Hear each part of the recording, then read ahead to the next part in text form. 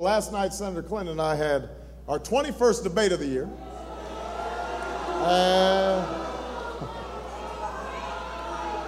I will tell you, it does not get much more fun than these debates. They are inspiring events. I mean, last night, I think we set a new record because it took us 45 minutes before we even started talking about a single issue that matters to the American people. It took us 45 minutes.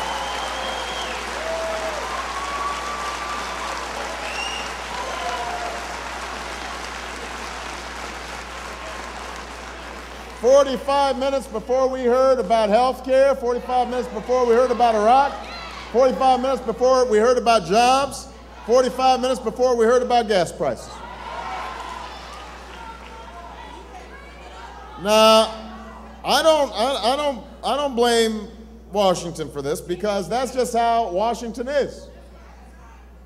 They like stirring up controversy and they like playing gotcha games and getting us to attack each other. And I have to say, Senator Clinton, looked in her element. She's,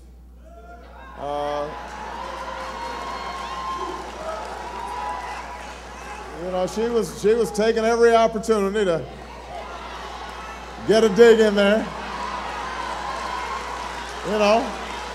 That's all right. That's her right. That's her right to kind of twist the knife a little bit. That's why. That's all right. That's all right. That's why she's only airing negative attacks on TV in Pennsylvania, like most places. Look, I understand that because that's the textbook Washington game. That's how our politics has been taught to be played. That's the lesson that she learned when the Republicans were doing that same thing to her back in the 1990s. So I understand it, and when you're running for the presidency, then you've got to expect it, and you've just got to kind of let it,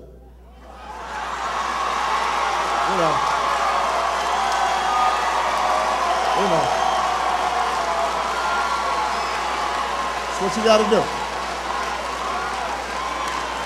That's what you got to do.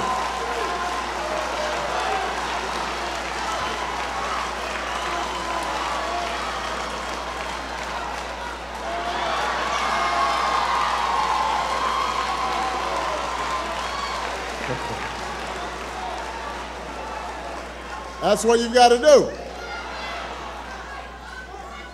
But understand this. That is also precisely why I'm running for president, to change that kind of politics.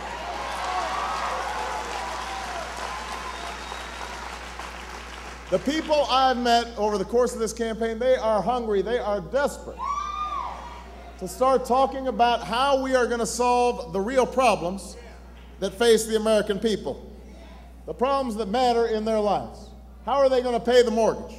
How are they going to save for their child's college education? How are they going to make sure that they can pay those health care premiums? How are they going to make sure that they don't lose their job? How can they save for retirement? How can we make sure Social Security is there so we can count on them? How can we make sure that their loved one doesn't get sent on the third or fourth rotation to Iraq? How can we make sure that loved one is properly cared for when they come home? Those are the questions that the American people are asking. That's the debate that the American people want.